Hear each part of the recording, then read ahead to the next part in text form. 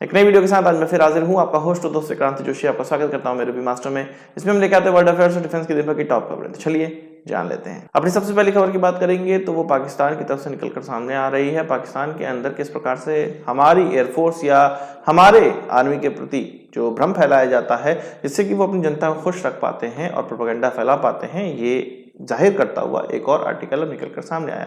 pakstrategic.com यानी कि पाक स्ट्रेटेजिक फोरम का ही ये एक वेबसाइट लगती है और पाक स्ट्रेटेजिक फोरम ट्विटर का जो हैंडल है जिसने कि मुझे ब्लॉक किया हुआ है और ऐसे कोई भी लोग जो कि उनसे क्वेश्चन पूछता है उसको वो ब्लॉक कर देते हैं।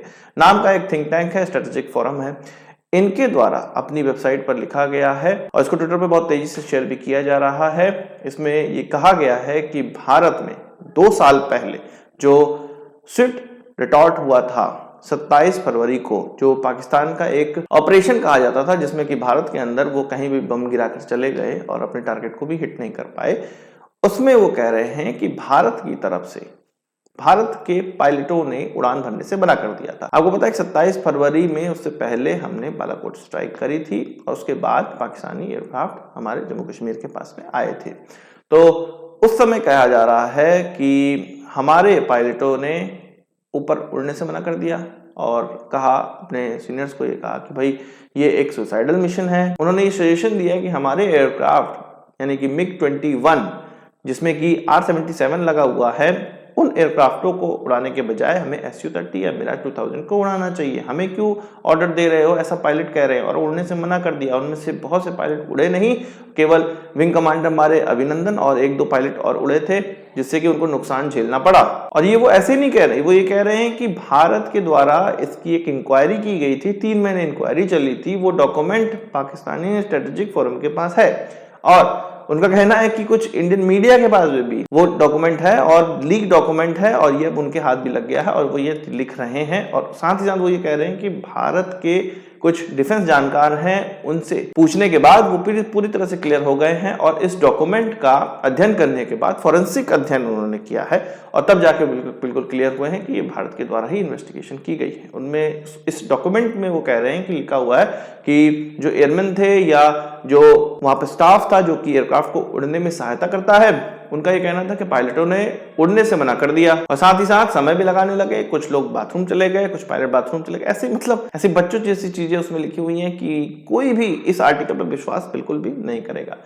किसी भी देश इवन पाकिस्तान तक में ऐसा नहीं हो सकता कि उनके पायलट ऐन वक्त पे उड़ान भरने से मना कर दे। ऐन वक्त पे कोई भी देश के पायलट होंगे उनको यही शिक्षा दी जाती है कि लड़ाई में ही तो उनको जाना है और लड़ाई से ही वो दूर भागेंगे तो उनकी कैसी नौकरी। तो ये किसी भी तरह से गले के नीचे नहीं उतरता कि कोई भी पायलट किसी भी तरह से इनकार कर सकता है। और रही बात हमारे MiG-21 की और उसके R-77 की, उसी से तो पाकिस्तानी F-16 को मारकर गिराया गया है। ये कैसे पाकिस्तानी भूल सकते हैं। हाँ, पाकिस्तानियों ने ये माना भी नहीं है कि उनका एयरक्राफ्ट मारकर गिराया गया, मत माने, हमें तो पता ही है। और हाँ, ट्विटर अकाउंट इनका जो पाकिस्तानी स्ट्रेटेजिक फोरम है उसका क्या करना है वो आप कमेंट बॉक्स में बताइए और जो करना है वो कर सकते हैं। और जो ये आर्टिकल है उसका भी लिंक मैं दे दे रहा हूँ, उसका क्या करना है, रिपोर्ट करना है, जो कुछ करना है वो आप पर मैं छोड़ता हूँ, उसको देख लीजिएगा। अब बात कर लेते हैं चीन की वो एक्सरसाइज जो कि अरुणाचल के आसपास में की जा रही है, नॉर्थ ईस्ट के आसपास में की जा रही है, भारत के पार्ट के आसपास में की जा रही है, LAC के पास में की जा रही है।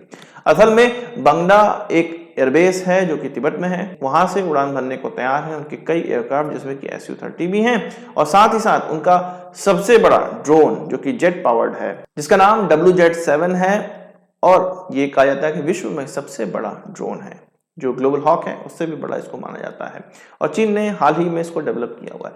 अब इसका भी इस्तेमाल करता हुआ देखा गया है। एक इमेज निकल कर आई, सैटेलाइट इमेज जो कि NDTV के द्वारा निकाली गई है और उसमें ये देखने को मिल रहा है कि इस जो ड्रोन है उसका इस्तेमाल किया जा रहा है, इस जो बेस है, एयरबेस है, वहां पर इसको पोस्टेड कर दिया गया है। असल में एक एक्सरसाइज की जा रही है PLA के एयरफोर्स के द्वारा ताकि भारत पर वो नजर रख सके इस ड्रोन के माध्यम से या अपने एयरक्राफ्टों के माध्यम से। हमने देखा है कि चीन अपने मशीनों पे ज्यादा डिपेंडेंट रहता है, ड्रोन्स वगैरह पे डिपेंडेंट रहता है, रडार्स और कैमरेज पे डिपेंडेंट रहता है, जबकि हम लोग अपने एयरक्राफ्ट को उड़ाते हैं। जब तवांग की घटना हुई थी उससे पहले भी देखा गया था कि LAC के नजदीक उनके ड्रोन आते थे तो हमारे एयरक्राफ्ट उड़ते थे। तो इन चीजों में ज्यादा खर्चा भी होता है। अब आप कहेंगे कितनी छोटी बात कर दी खर्चा, पर हर चीज मायने रखती है।